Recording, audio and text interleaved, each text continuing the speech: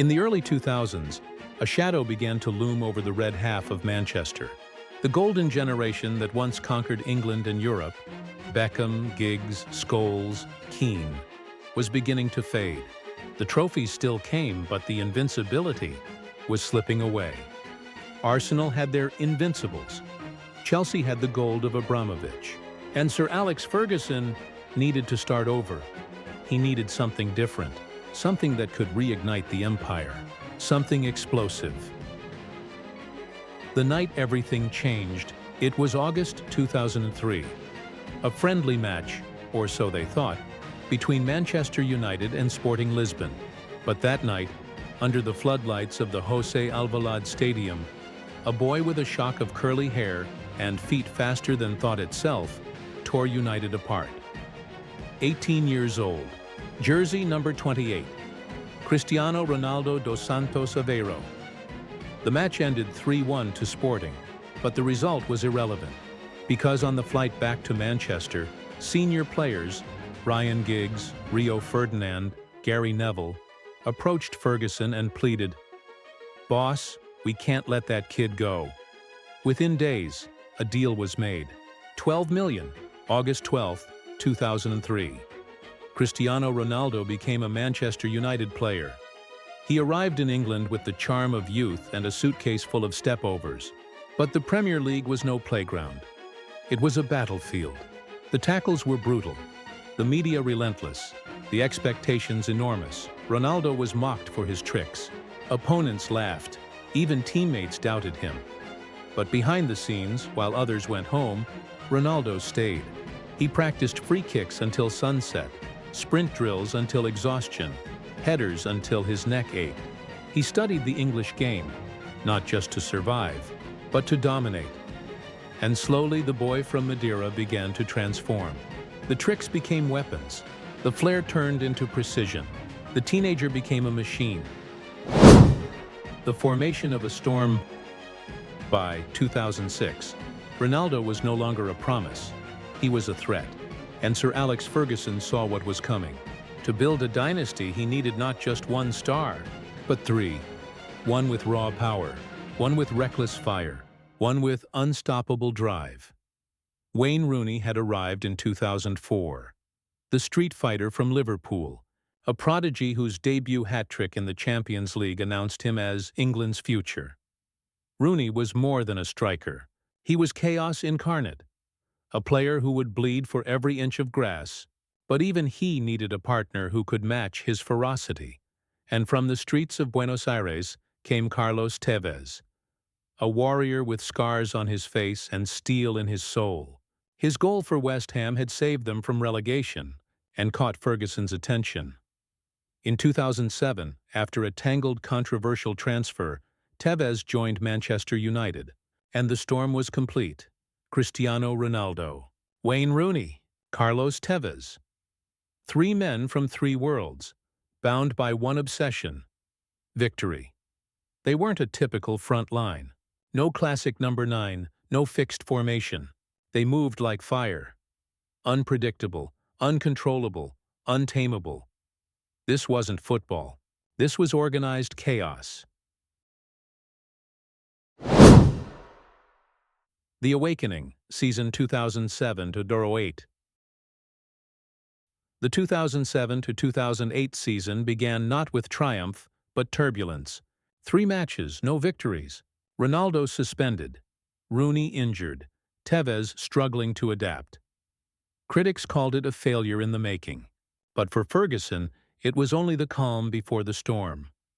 In the 4th league match, everything clicked. Against Wigan Athletic, the trio finally spoke the same footballing language: speed, pressure, aggression. Ronaldo scored twice. Tevez got his first goal. Rooney orchestrated everything.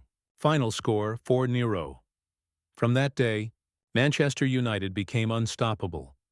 They crushed Aston Villa 4-1, destroyed Middlesbrough 4-1, and on January 12, 2008, a demolition at Old Trafford: United 6, Newcastle 0. Ronaldo with a hat-trick, Tevez with 2 goals. Rooney relentless. The chemistry was frightening. Rooney's intelligence and work rate freed space for Ronaldo. Tevez's hunger pushed both to higher levels, and Ronaldo simply devoured everything in front of him. The road to glory, the Premier League title race, was brutal. Arsenal led for months, but United hunted them down, victory by victory, week by week. When Arsenal slipped, United struck. And by May 2008, the crown returned to Old Trafford. Ronaldo finished with 31 league goals, a number unheard of for a winger. But United's ambitions didn't end in England. They wanted Europe. In the Champions League, they went unbeaten in the group stage, defeating Sporting Lisbon, Roma, Dynamo Kyiv.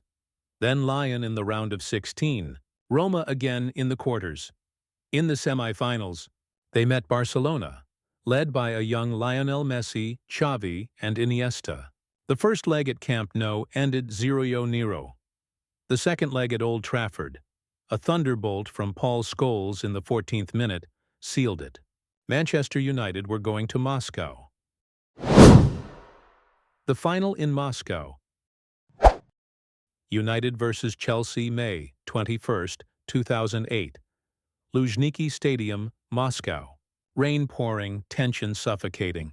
Two English titans, Manchester United and Chelsea, fighting for Europe's ultimate prize.